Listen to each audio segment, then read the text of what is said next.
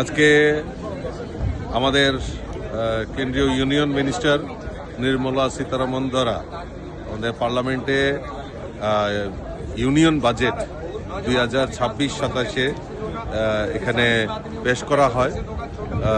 সেটা আমাদের কাছে একটা বড় অ্যাচিভমেন্ট যে আমাদের কেন্দ্রীয় সরকার যে বাজেট, যেখানে আমাদের মোদিজি যেটা বলছিলেন বিকশিত ভারত এবং আত্মনির্ভর ভারত, সেটাকে গুরুত্ব দিয়ে আমাদের এই বাজেট যদি আমরা পর্যালোচনা করি তা আমরা অনুরূপ আমরা দেখতে পারব। এবং যে বিকশিত ভারত এবং আত্মনির্ভর ভারতের কথা বারবার বলা হচ্ছে, সেটাকেই প্রাধান্য দিয়ে আমাদের এই বাজেট সেখানে পেশ করেছেন নির্মলা সীতারামন।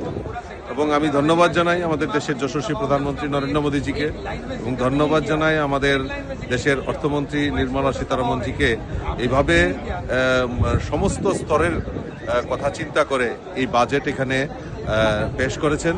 এবং এটি আমি মনে করি, বিশ্বাস করি যে সমাজের প্রত্যেকটা অংশের মানুষের জন্য যে অংশীদারিত্ব, যেটা বারবার মোদীজি বলছেন, তা বাস্তবের রূপ নেওয়ার একটা প্রয়াস হচ্ছে।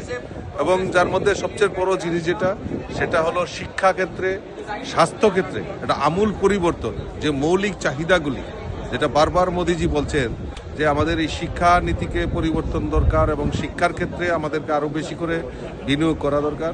সেই শিক্ষাক্ষেত্রেই হোক, স্বাস্থ্যক্ষেত্রেই হোক, সেগুলিকে আরও বেশি করে প্রোৎসাহিত করার জন্য বাজেটে সেখানে প্রভিশন রাখা হয়েছে।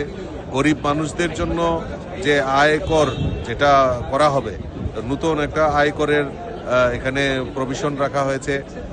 আয়কর দেওয়ার ক্ষেত্রে সরলীকরণ করা, এবং এক্সপোর্ট ইম্পোর্টের ক্ষেত্রেও সেখানে আমরা দেখি এখানেও একটা বিভিন্ন ক্ষেত্রে যে করের ছাড় দেওয়া, সেটা আজকের এই বাজেটে আমরা দেখতে পেয়েছি। আর বিশেষ করে উত্তর পূর্বাঞ্চল এবং এই ত্রিপুরা রাজ্যের জন্য এই বাজেটে প্রভিশন রাখা হয়েছে, বাজেটে কথা উল্লেখ করেছেন। এটা আমাদের কাছে পরম সৌভাগ্যের যে নর্থ ইস্টের মতো, যারা আমরা স্বাধীনতার পর যদি দেখি, এই নর্থ ইস্টকে উপেক্ষা করেই আমাদের এই বাজেট পরিলক্ষিত হতো। কিন্তু আমরা দেখছি মোদিজির নেতৃত্বে দেশ বিকশিত সংকল্প যাত্রায় এগিয়ে যাচ্ছে। তার পাশাপাশি উত্তর পূর্বাঞ্চলকে আরও বেশি গুরুত্ব দিয়ে সেখানে রাখা হচ্ছে। বিশেষ করে আমাদের এই ত্রিপুরা রাজ্যের কথাও এই বাজেটে এখানে উল্লেখ করা হয়েছে। এবং সেখানে আমাদের উত্তর পূর্বাঞ্চলের মঠ মন্দিরগুলিকে একটা সার্কিট করে সেখানে সেইগুলিকে ডেভেলপ করা, এবং ট্যুরিজম, যার ফলে ট্যুরিজম ইন্ডাস্ট্রি সেখানে আরও বেশি করে বৃদ্ধি হবে, বেকারদের কর্মসংস্থানের সুযোগ বৃদ্ধি হবে, এবং আলাদা করে মানুষের রোজগার সেখানে সুনিশ্চিত করা হবে। এই সমস্ত দিকগুলি আমি মনে করি এটা একটা বাজেটের বিশাল বড় অ্যাচিভমেন্ট।